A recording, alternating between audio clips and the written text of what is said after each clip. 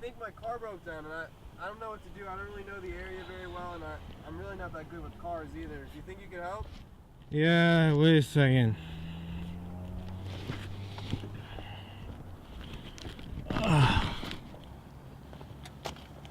go. The hood should be popped.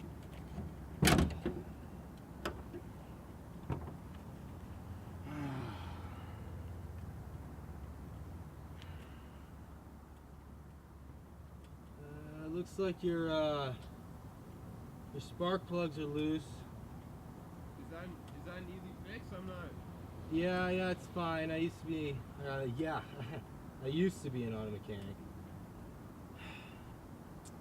All right, try that. Thank you so much. Are you going somewhere? Do you want to ride right now? Yeah. I just need a ride down the road. Is it alright if I put this box in your back seat? Yeah, no problem. That's a long car.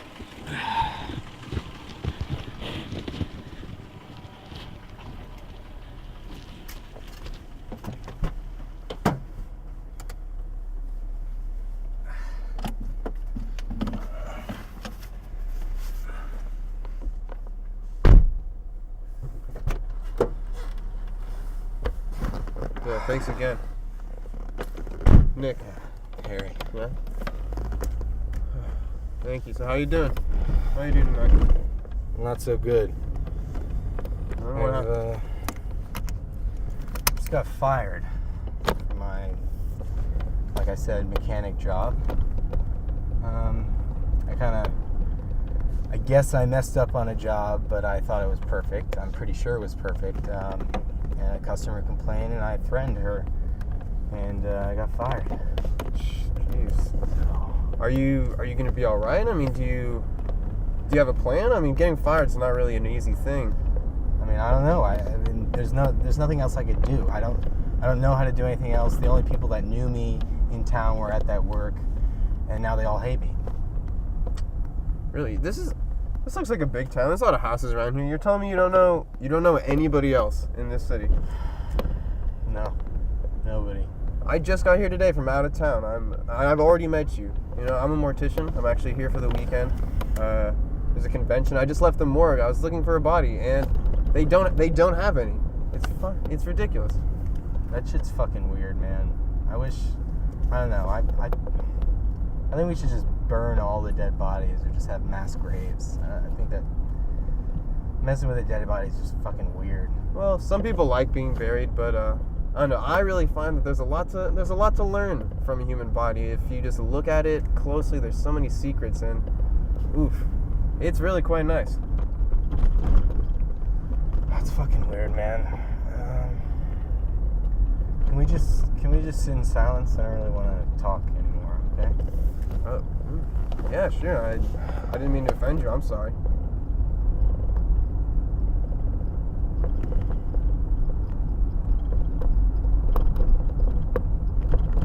Should take a ride up here.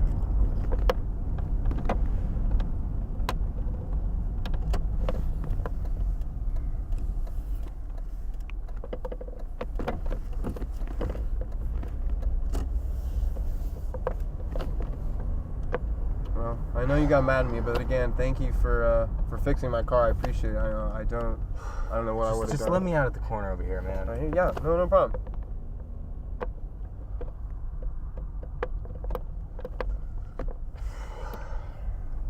Thanks, I guess. Yeah, dude, no problem. Wait, I think you forgot something though.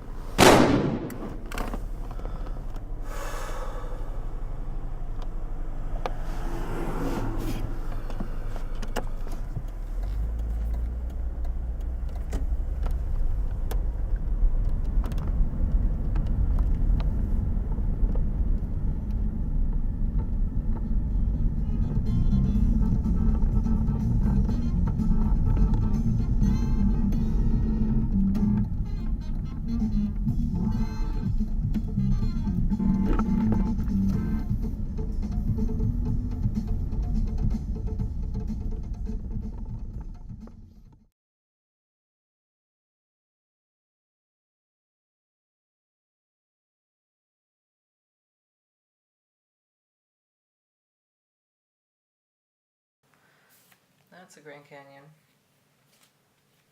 With a dog.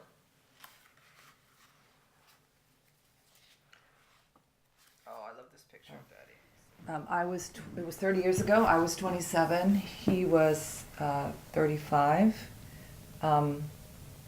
We met at a party, and he was so forward. This is where he looks like Hemingway, I think. Outspoken and social and funny, and very intense.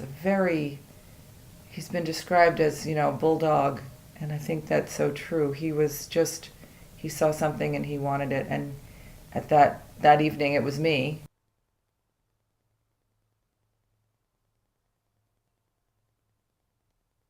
He was a very successful photographer, worked in New York as a commercial corporate photographer. He traveled all over the world. Usually, he traveled like 200 days a year. He'd be gone for 2 or 3 weeks at a time. And that was just part of he had that kind of stamina, that kind of energy. He really loved what he did. He loved meeting people. He could talk to anybody. He didn't care whether they were the CEO of a Fortune 500 company or the guy working in the cafeteria. He treated everybody the same, and he was interested in people. He really loved life.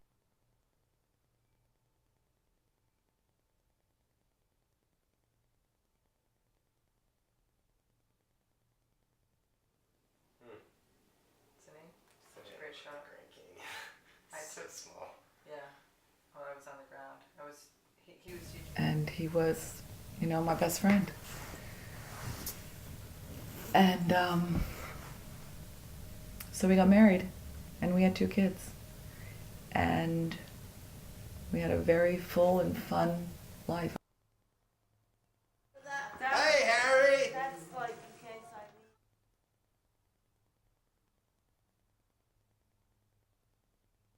leave. I worked with him. I was I cast for his shoots, and I found locations, and I did wardrobe, and we worked really well together. And we had a really great, exciting, wonderful life. We really shared everything. He was sort of my opposite.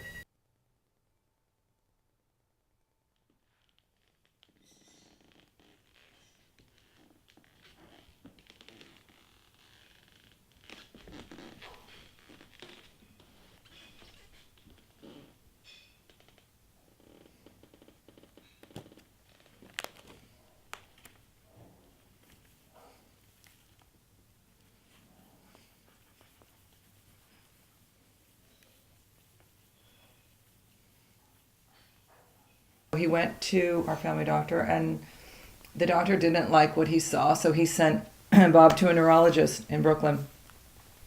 And the neurologist spoke to him, and in about half an hour gave him the diagnosis of Parkinson's.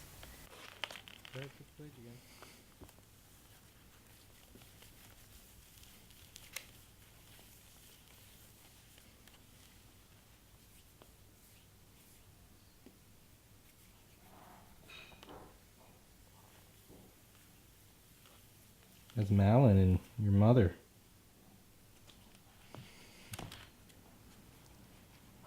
Emergency. Hello, Harry. Come in, Harry. It's a progressive disease. So at that point, his symptoms were tremors and that tripping.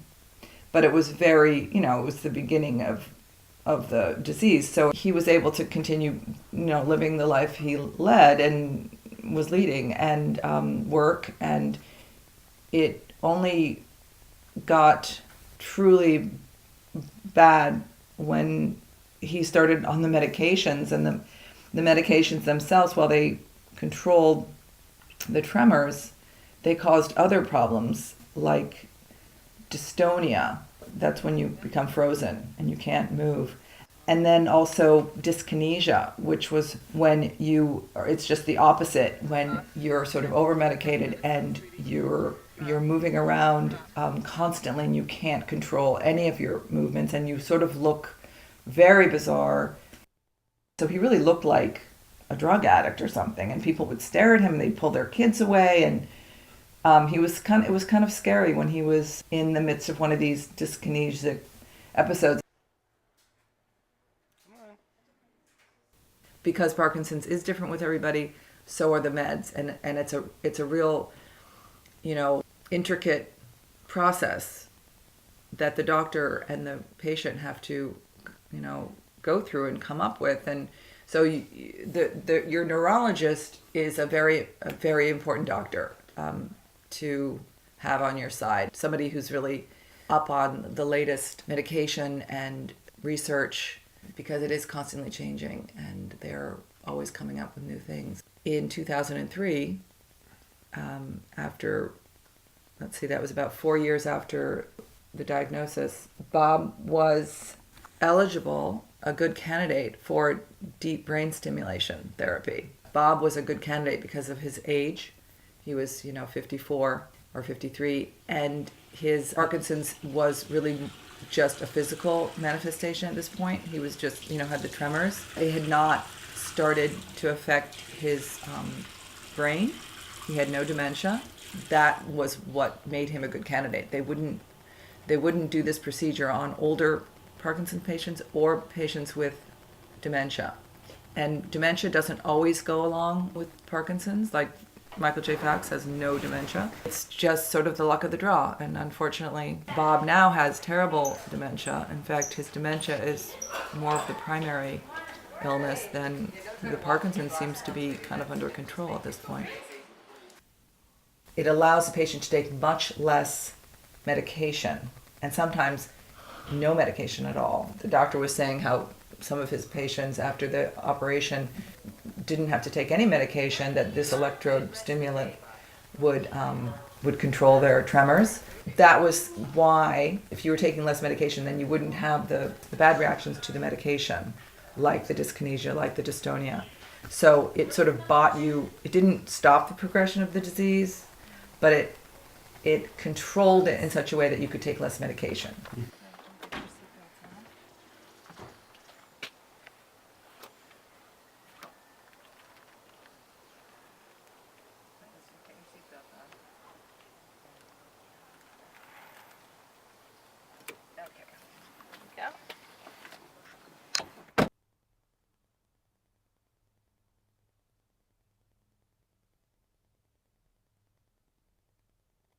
There's really no benefit anymore to the DBS. It's sort of he's outlasted its benefits.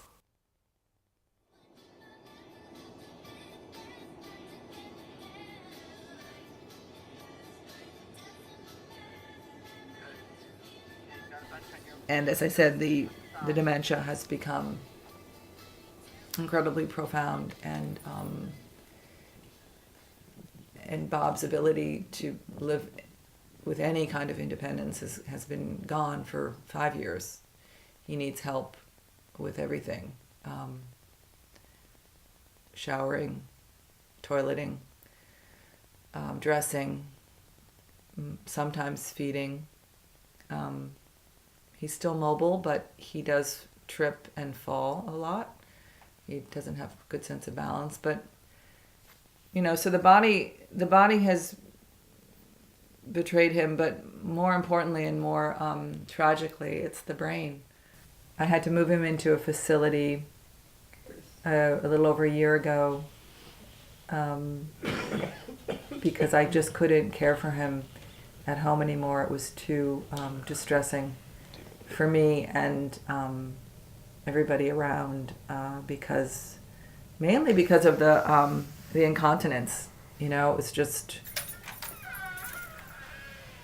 that's part of the Parkinson's. He has no control over his muscles, so he can't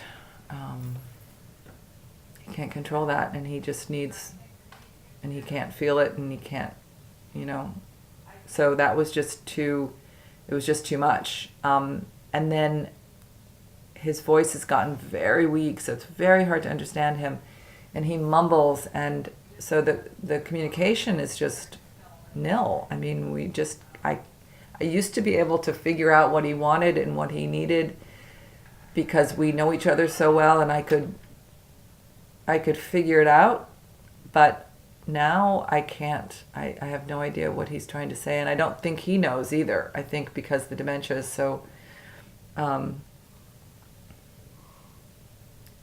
is so profound that he doesn't know what he needs or what he wants.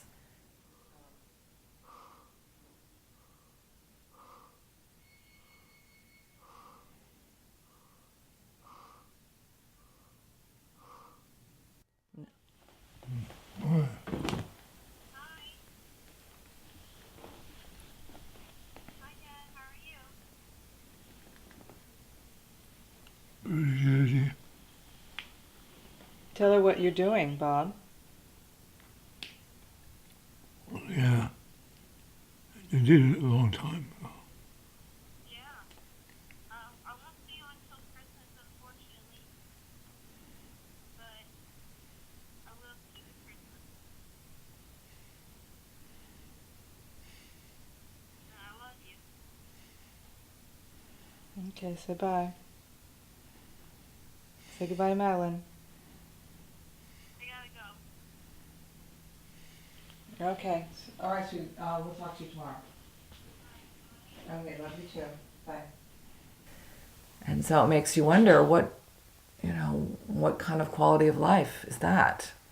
I mean, it makes me wonder what kind of quality of life he has now. He can't, he is not the man he is not Bob anymore. He's not of his right mind. It's not his personality.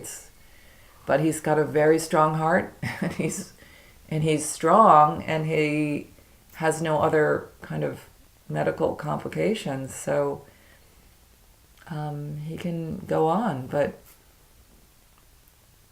I just wonder what's the point,